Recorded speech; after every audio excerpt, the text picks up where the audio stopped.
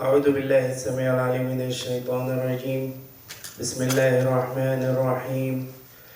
تبارك الذي بيده الملك وهو على كل شيء قدير. الذي خلق 7 سماوات طباقا ما ترى في خلق الرحمن من تفاوت فارجع البصر هل ترى من فطور ثم ارجع البصر كرتين ينقلب إليك البصر خاسئا وهو حسير. ولقد زينا السماء الدنيا بمصابيح وجعلناها رجوما للشياطين وأعتدنا لهم عذاب السعير. وللذين كفروا بربهم عذاب جهنم وبئس المصير. إذا ألقوا فيها سمعوا لها شهيقا وهي تفور تكاد تميز من الغيظ كلما ألقي فيها فوج سألهم خزنتها ألم يأتكم نذير قالوا بلى قد جاءنا نذير فكذبنا وقلنا ما نزل الله من شيء إن أنتم إلا في ضلال كبير. صدق الله العظيم. أعوذ بالله من الشيطان الرجيم. بسم الله والحمد لله والصلاة والسلام على رسول الله. السلام عليكم ورحمة الله وبركاته. Good evening, everybody. How's everybody doing tonight? Good, inshallah? Awesome. Good food? Good food? Alright. I'm not hearing much about the food. It's awesome food, right? So we want to thank the organizers of this beautiful event. We want to thank all of you, respected guests, brothers and sisters, Imam Sharif and all respected guests. Thank you very much for coming tonight. Celebrating this beautiful occasion, talking on the memory of a great man. So I want to start with a little quiz. If you know the answer, you will get some cash money, inshallah. What year was Malcolm born? Yes? 1925. Good job. Young man in the back, Abdurrahman, give him $1. There you go. Awesome. Go all the way back there. What year was he murdered? Huh? Who? Who was it, 1965? All right. There you go. Come back here another trip.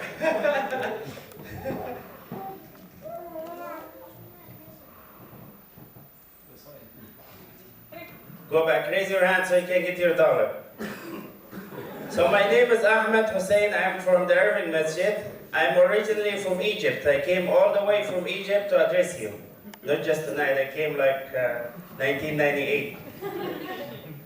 So I moved all the way from Egypt to Minnesota, where I met my beautiful wife. She's in the back there, Jessie. Minnesota, you know, very up north, very cold. So I apologize for the accent, but inshallah I will try my best. I will do my best to speak slowly so you understand me. So bear with me. You're fine. I'm fine, good. Thank you.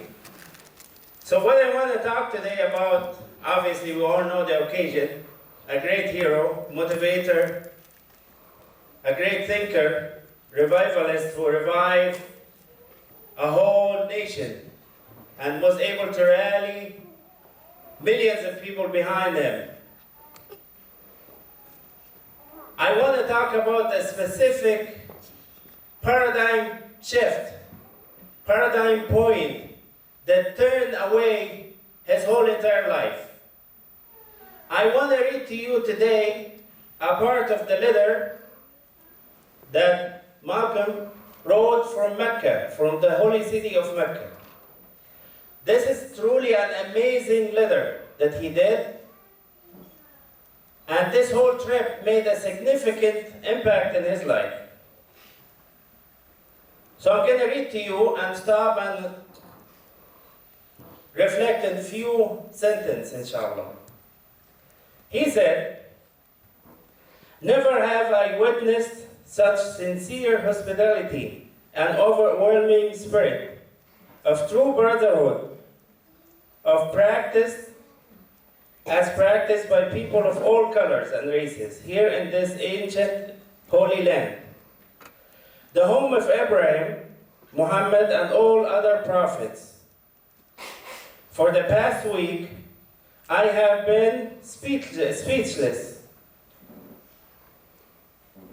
by the gracious I see displayed all around me, by people of all colors. I have been blessed to visit the holy city of Mecca. I have made my 7 circuits, tawaf, around the Kaaba. I drank the water of the well of Zamzam. I ran 7 times from back and forth between the hills of mountain of Safa and Marwa. I have prayed in the ancient city of Mina. I have prayed on the mountain of Arafah. There were tens of thousands pilgrims from all over the world. They were of all colors, from blue-eyed blondes to black-skinned Africans. But we were all participating in the same rituals, displaying a spirit of unity, white and non-white.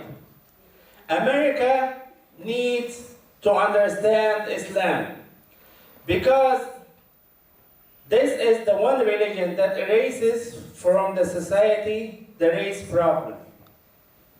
America needs to understand Islam because this is the one religion, the one faith that erases from the society the race problem.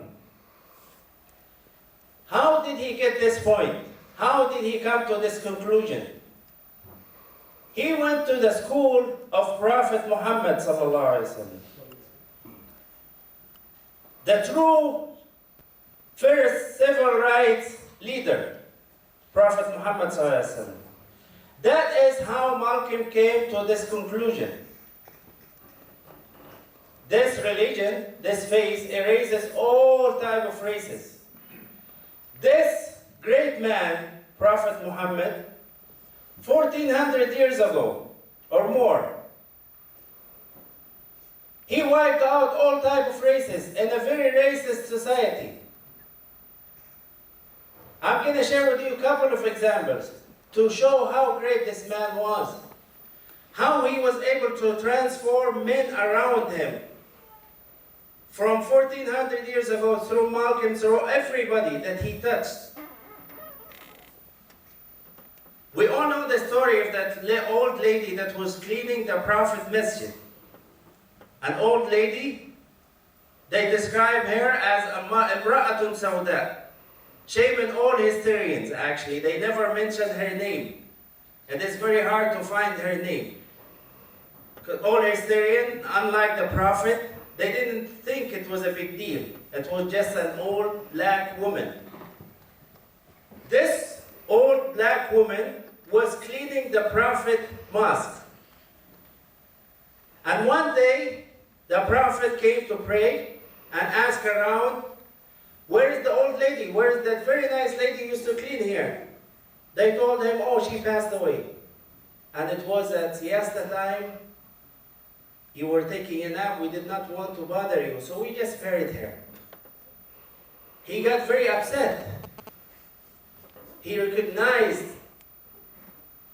this woman, despite of her color, despite of her gender. And he insisted to go out to her graveyard and pray Salatul Janazah, the rituals that Muslims do. It did not matter if she was black or white, but she was a human being. It did not matter if it was a man or woman, but her personality, what really matters, her action that was truly appreciated by the Prophet, who taught Malcolm, who taught all the Muslims from his time through all these years, that this religion, this faith, can erase all type of racism. Another example, one of the companions was walking by, and a servant of his made a mistake. He got very upset, and he told him, "Oh, son of a black woman." He told him, "Yabna Sauda," "Oh, son of a black woman." And the Prophet heard him. He got very upset to the point that they said his face turned red. And he told him, "You are a man of ignorance. You are a man of ignorance. You should not treat your brothers in humanity like this." And that man learned a lesson. He said, you need to treat people equally, despite of their colors. Back to the letter, during the past 11 days here in the Muslim world, I have eaten from the same plate, drunk from the same glass, and slept in the same bed, on the same rug, while praying to the same God, with fellow Muslims, whose eyes were the bluest of blue, whose hair was the blondest blonde, and whose skin was the whitest of white. And the same words and the same action in the deeds of white Muslims, I felt the same sincerity that I felt among the black African Muslims from Nigeria, Sudan, and Ghana. We are truly all the same.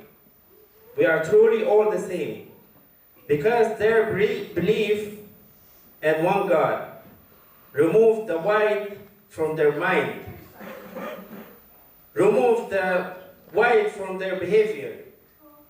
So at this very moment, Malcolm realized what he was doing, calling all white men devils. That was not right, that was extreme. Similarly, at that time, when people were calling all black people are bad, are horrible, all type of names, that was not right either, that was extreme. He realized he needs to come to what is called moderateness. What is moderateness? He realized that he needs to be moderate in his behavior. He realized that not all white men are devil. Not all black people are bad. That is an extreme view. I'm going to stop here and conclude with this point. This moderateness that he got, and it was paradigm shift of understanding the whole entire society around him. It made a whole difference around him. This moderateness that he got through this beautiful faith, he came to realize that it is not right to generalize, even though he was not treated justly. And I wanted to go through how we can get to this level now. How we can reach this moderateness. And a lifestyle that is so easy to become extreme. Why is it so easy to be extremist at this life and age, and actually in all ages? And it's so easy because it's so easy to follow. You don't have to do any efforts.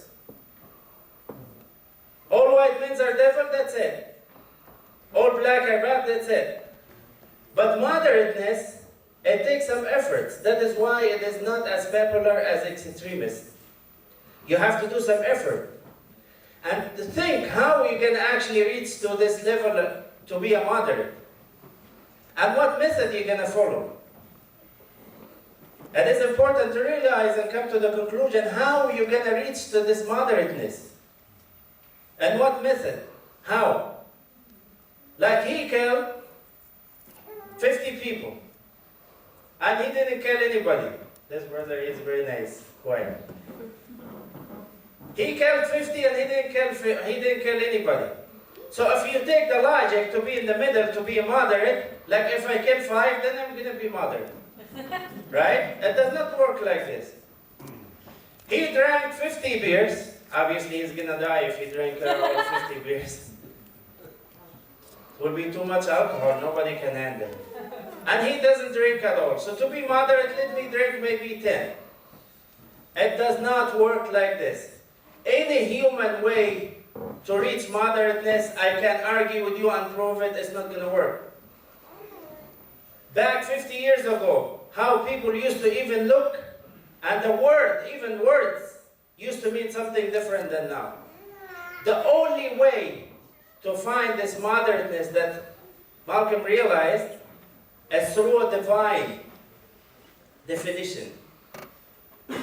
Through a divine definition. Almighty God and the Prophet, who truly defined for us what is moderateness.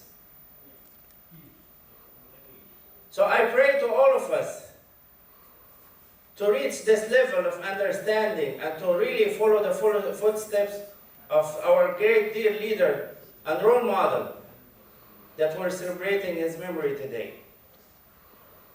By reading more about him, what has transformed him from one level to the other level.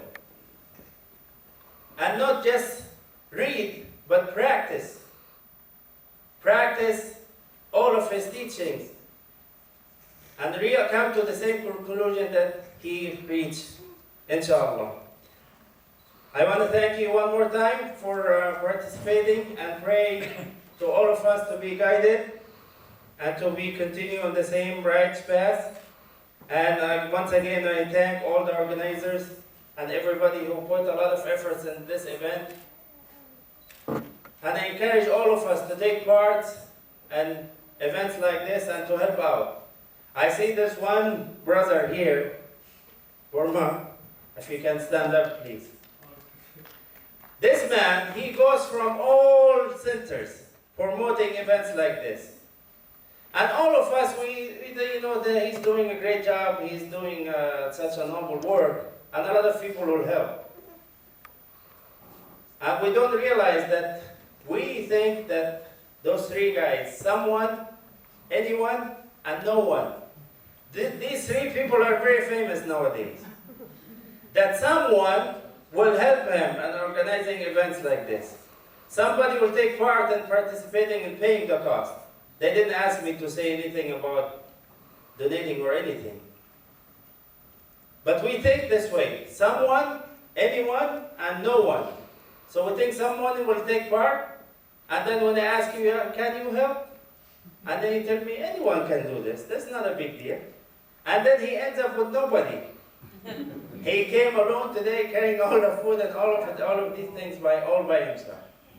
So I want us to really, truly practice the leadership. What we learn. It doesn't matter what faith are you.